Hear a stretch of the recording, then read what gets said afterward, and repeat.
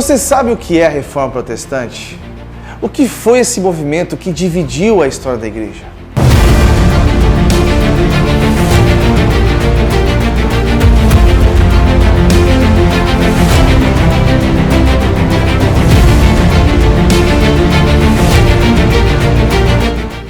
A Reforma Protestante foi um movimento que visou trazer à Igreja a pureza original do cristianismo segundo o Novo Testamento. Depois do Pentecostes, a Reforma do século XVI foi o maior movimento espiritual ocorrido dentro da Igreja. A Reforma representou a volta às Escrituras, ao ensino dos apóstolos e, por consequência, a rejeição total a qualquer doutrina sem base nas Escrituras. A Reforma deu origem às denominações históricas do protestantismo, a começar com as confissões luterana, reformada, anglicana e anabatista. O legado não foi somente doutrinário, mas também político, social e cultural. A Reforma Protestante foi importante para o cristianismo porque chamou a atenção para as verdades, as doutrinas e práticas bíblicas que haviam sido esquecidas ou distorcidas pela igreja medieval. Você sabia disso? Não foi apenas um movimento inovador, mas restaurador das convicções e ênfases do cristianismo original. Quais foram as contribuições da Reforma Protestante? Em primeiro lugar, o retorno às Escrituras. Segundo, a centralidade de Cristo. Terceiro, a salvação vista agora como dádiva da graça de Deus a ser recebida por meio da fé. A Igreja não é uma instituição ou uma hierarquia, mas o povo de Deus. Cada cristão é um sacerdote. Mas é importante entender que não houve apenas uma reforma. Chamamos de as reformas protestantes. E como é que a gente entende melhor isso? Nós temos os pré-reformadores, os movimentos de protesto. E vamos começar a falar agora sobre John Huss. John Huss foi um guerreiro. Ele prometeu que a sua vida iria valer para uma coisa: a reforma da igreja de dentro para fora. Ele não tinha nenhum desejo de liderar uma nova denominação, não. Em vez disso, ele sentiu que se pudesse abalar e expor as doutrinas hipócritas, a partir de dentro, a Igreja Católica teria uma chance de voltar ao espírito e às crenças da Igreja primitiva. Então, no século XV, em 1406, Huss revisou e aperfeiçoou o Novo Testamento em tcheco. Ele também revisou as partes do Antigo Testamento. A vida de Huss afetou a maioria dos reformadores que viriam depois.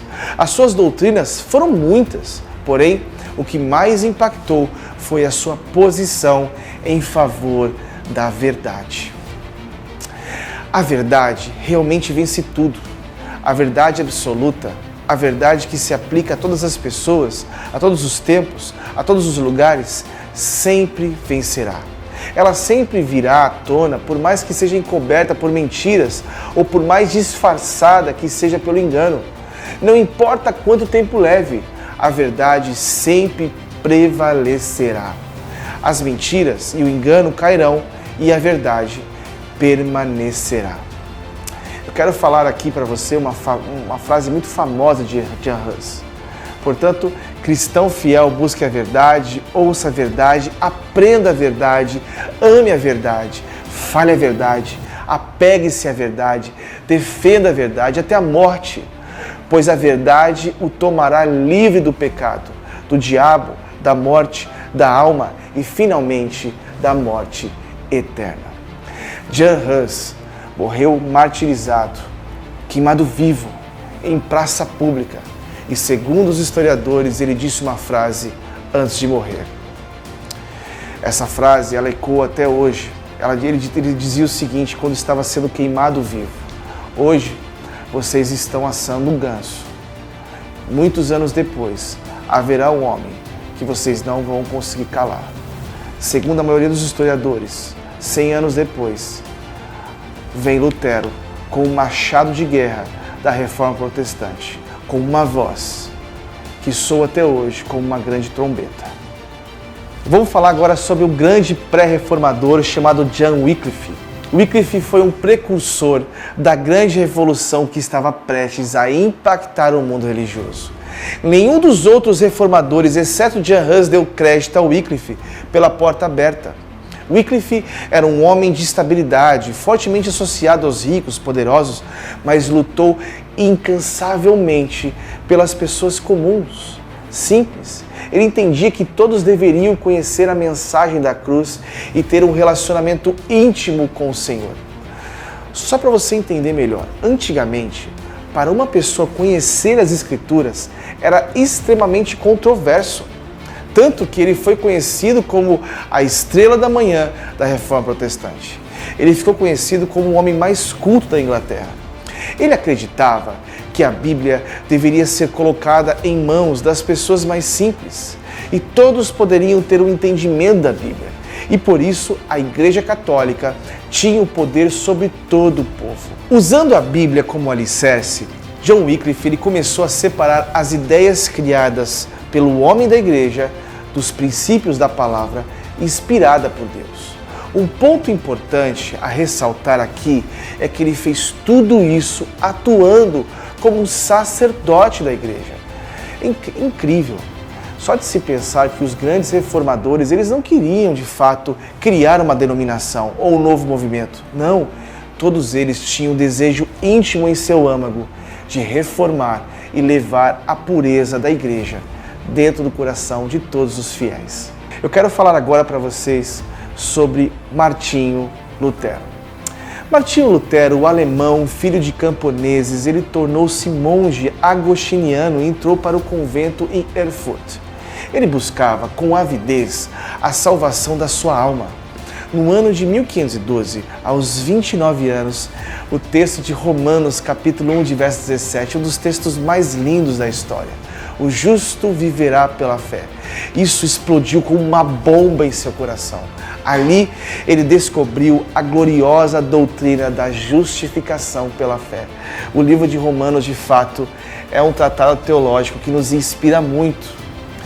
Mais tarde, quando o Papa Leão X estava construindo a Basílica de São Pedro, o seu emissário, John Tetzel, ele foi à Alemanha para vender as indulgências que ofereciam a redução das penas do purgatório.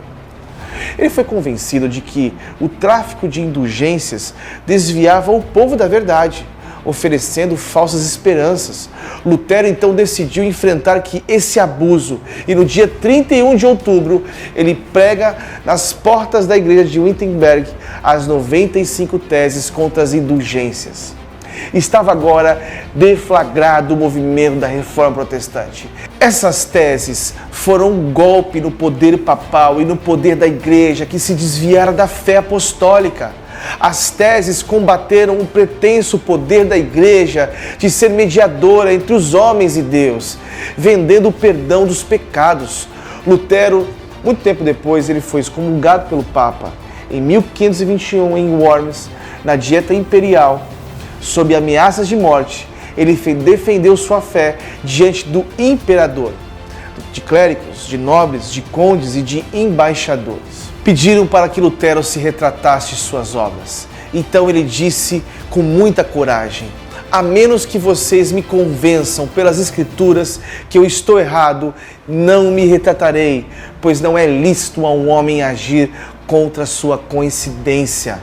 Aqui me firmo e aqui me estabeleço.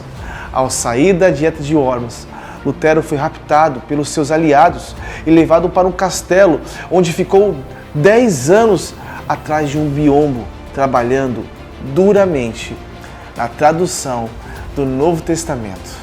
A partir daí, o Evangelho passou a ser pregado na língua do povo, nos púlpitos, nos bancos, nas igrejas. Haviam cópias da Bíblia traduzidas por Lutero, cantavam-se por toda a Alemanha hinos evangélicos, salmos e muitos dos quais escritos pelo próprio Lutero. Vamos falar agora sobre o reformador Ulrico Zwinglio. O trabalho de Zwinglio se desenvolveu em Zurique. As suas principais defesas eram o sacerdócio de todos os cristãos, a salvação pela fé em Cristo e não pelas obras exigidas pela Igreja. A autoridade suprema da Bíblia acima da Igreja papal. Zwinglio também combateu com consistência o primado do Papa, a missa e o celibato do clero.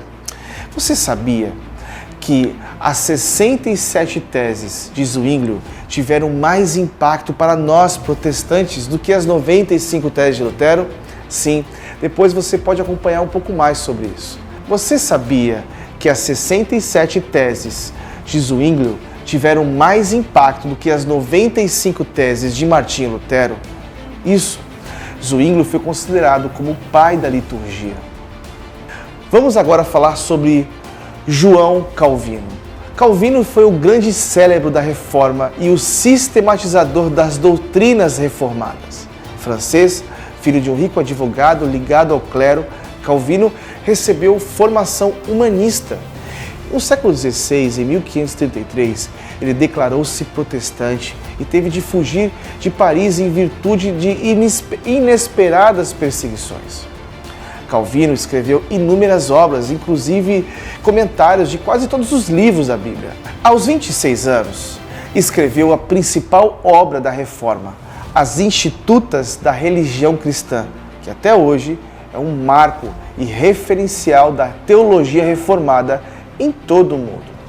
Essa famosa obra, composta de 4 livros, inspirou-se no credo apostólico. Creio em Deus Pai, creio em Deus Filho, creio em Deus Espírito Santo. Creio na Igreja, a referida obra que foi dirigida a Francisco I, rei da França, numa tentativa de defender os protestantes daquele país, que acabaram sendo perseguidos, torturados e mortos por causa de sua fé em Cristo Jesus. Convidado por Guilherme de Farel, em 1536, Calvino ficou em Genebra para ajudar na implantação da reforma. A cidade, não madura para a reforma, rechaçou-os e expulsou-os. Calvino passou 3 anos em Estrasburgo como pastor de uma igreja de protestantes franceses. Em 1541, ele voltou para Genebra a pedido das autoridades religiosas, pois a cidade se corrompia constantemente. Calvino realizou uma obra extraordinária, a obra da pregação, do ensino, da disciplina, da educação de todo o seu povo. Transformou Genebra numa verdadeira maquete de reino de Deus na terra e num grande celeiro de missionários para o mundo, inclusive enviando em 1557, a pedido de Wellington, 14 missionários para o Brasil, 5 dos quais foram mortos com requintes de crueldade, tornando-se primeiros mártires do protestantismo em terras brasileiras. A influência de Calvino, como teólogo e pensador, extrapolou os horizontes da Igreja e tem seus reflexos até hoje na história. Ele influenciou na economia com o seu humanismo social e também na educação ao criar um sistema educacional de primeira ordem. Seus planos resultaram no estabelecimento de um sistema escolar livre, completo, culminado pela academia, a instituição de grau universitário, o qual não faltava curso de teologia para envio de todos os missionários. Quais são os princípios da Reforma Protestante? Vamos aprender agora? A Reforma deitou por terra os postulados católicos romanos e voltou a criar as colunas da doutrina apostólica. Podemos agora sintetizar as ênfases da Reforma em seus 5 pontos distintos. Vamos agora aprender sobre isso? Então vamos aprender aqui. Sola Scriptura. O que significa isso? Somente as Escrituras. Os reformadores afirmaram a supremacia das Escrituras sobre a tradição. A palavra de Deus é inerrante, infalível e suficiente. A Bíblia é a única regra de fé e prática. Todas as doutrinas e ensinos estranhos às Escrituras devem ser rejeitados. A autoridade da Igreja precisa estar debaixo da autoridade das Escrituras. Nenhum dogma ou experiência podem ser aceitos se não tiverem base na palavra de Deus.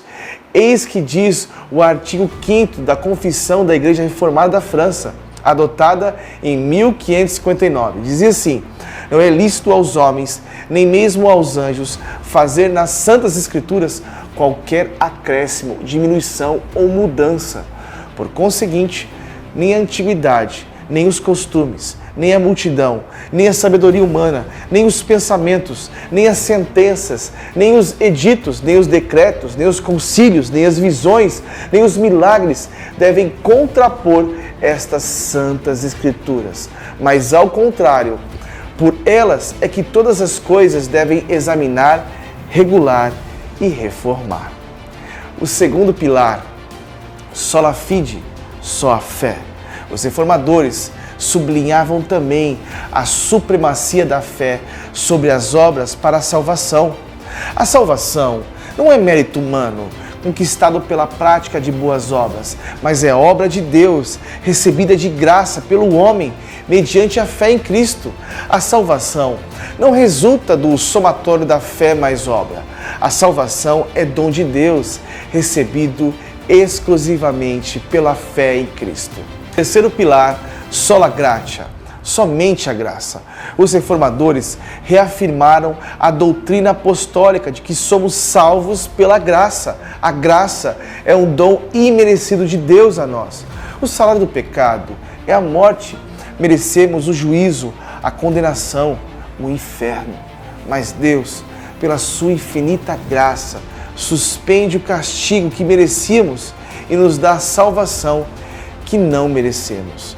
Isso é a maravilhosa graça. Quarto pilar, sola Christus, somente a Cristo. Os reformadores deitaram por terra a heresia romana que afirmavam que o Papa, o sumo pontifício, ou seja, o supremo mediador, baseado na doutrina bíblica, reafirmaram que só Cristo é o mediador entre Deus e os homens. Não podemos nos esquecer. A primeira carta de Timóteo, capítulo 2, de verso 15. O texto de João, capítulo 14, de verso 6, onde Jesus diz: eu sou o caminho, a verdade e a vida. Nem Maria, nem os santos, nem os anjos podem ser nossos intercessores junto a Deus. Isso é usurpação do ofício mediador de Cristo. Quinto pilar, soli Deo gloria. Só Deus a glória. Os reformadores enfatizaram, calçados pela verdade, que a glória pertence somente a Deus. Ele não divide sua glória com ninguém. Portanto, toda glória dada ao homem é glória vazia, é vanglória, é idolatria, é abominação para Deus. O supremo propósito do homem é glorificar a Deus e desfrutá-lo para sempre. Deus é tanto mais glorificado em nós, quanto mais nos deleitamos nele. Você sabia que todos nós precisamos tributar a Cristo tudo aquilo que lhe é devido? Precisamos glorificar ao Pai. João capítulo 15, de verso 8, diz que o Pai é glorificado quando nós damos frutos.